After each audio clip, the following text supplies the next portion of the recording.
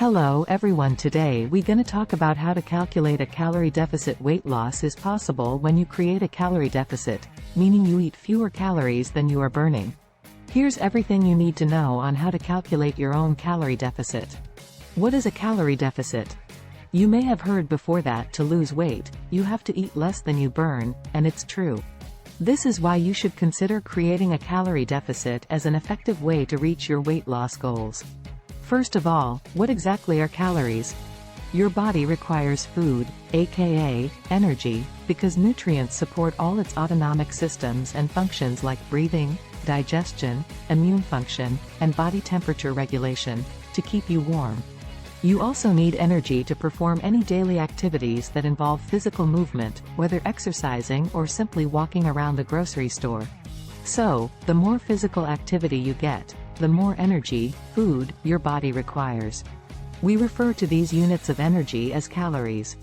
If you've always wondered exactly what a calorie is, it's the amount of heat needed to raise the temperature of 1 gram of water by 1 degree Celsius.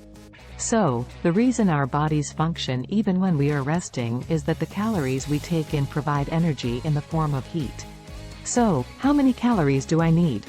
How much energy you burn each day is called your total daily energy expenditure, or TDEE.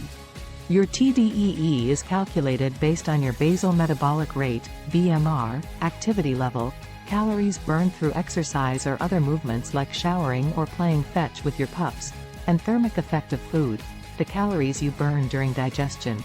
Your BMR is calculated using equations that consider specific characteristics, including your weight, height, age, and gender.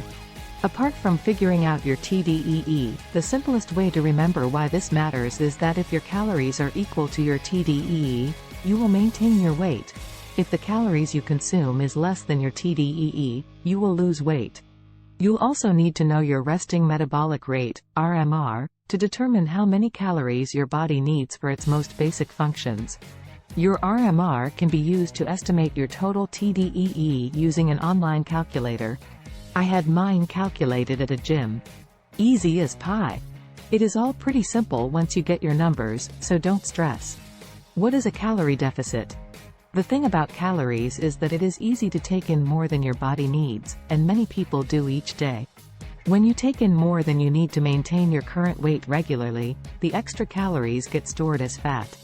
A calorie deficit comes into play to help you lose that excess fat and weight by eating less. A calorie deficit is created when you do not get all the calories your body needs to carry out all the necessary functions like the ones I mentioned in the beginning. How does a calorie deficit help you burn fat? Well, when your body does not have all the calories it needs to carry out its functions, it begins to use the stored fat in your body for fuel. You know, the fat that builds up primarily in your belly area but also around your thighs and hips. Creating a calorie deficit as a form of dieting is like taking advantage of the fascinating fact that stored fat is stored energy. So, when your body burns that fat for energy and functions, you lose the fat and lose weight. How do you get into a calorie deficit? Okay, so we've established that you need to intake less food energy than your body needs to create a calorie deficit. So how exactly do you do that? While the process is straightforward, it doesn't necessarily mean it's easy. But there are a few ways you create a calorie deficit, and it all boils down to finding what is manageable for you. According to research, if you wanted to lose 1 pound of fat per week, you would need a deficit of 3,500 calories total each week. It may seem like an overwhelming number, but if you divide by the number of days in the week, you're looking at 500 calories less per day to meet that total deficit goal and lose 1 pound. A calorie deficit is not like any other diet where you have to avoid certain foods or eat within specific time windows, although some of these things may help you. You can healthfully create a calorie deficit without feeling overly restricted, and the best part is you only have to count calories. Eat less. Eating less each day doesn't have to feel like you're taking extreme measures. As mentioned before, many of us are taking in more than we need, and you might already be thinking about the little extra snack or dessert you've been eating just because you enjoy it that you could eliminate if you put your mind to it. Everything adds up. A few other things you can do include eating lower calorie foods, see my low calorie recipes here, at mealtime, not drinking your calories in alcohol or soda, and monitoring your portion sizes more closely. Plan your meals or cook them at home whenever possible to stay in control of ingredients and portions, aka calories. Be more active. What you need, what you expend, and what you drop in terms of calories is not just one magic number that applies to everyone. Remember that this is all based on calculations that consider multiple factors like physical activity levels. That said, if you increase your activity level, ideally through exercise and non-exercise movement, you will increase the number of calories your body needs. So, if you continue to consume the same number of calories, you can create a deficit this way. Diet and exercise.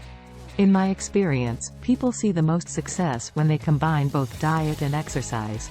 Not only is exercise great for so many reasons, but I think this combination makes creating a calorie deficit even more manageable. For example, if your goal is to cut out 500 calories a day, you can easily burn an extra 300 calories during a 30-minute medium-intensity workout. Then all you have to worry about food-wise is cutting out 200.